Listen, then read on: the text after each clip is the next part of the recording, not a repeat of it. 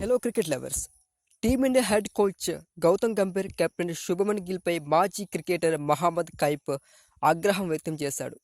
ఇంగ్లాండ్తో రెండో టెస్టులో చెత్త వ్యూహాలతో మూల్యం చెల్లించుకున్నారని మండిపడ్డాడు.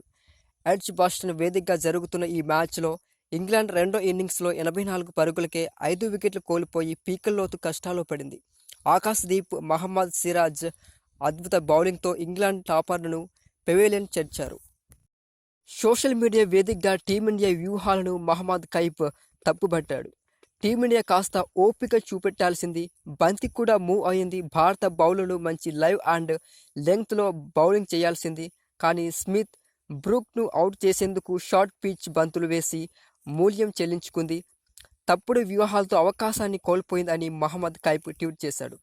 ఆస్ట్రేలియా మాజీ క్రికెటర్ మార్క్ వా సైతం టీమిండియా వ్యూహాలను తప్పుబట్టాడు.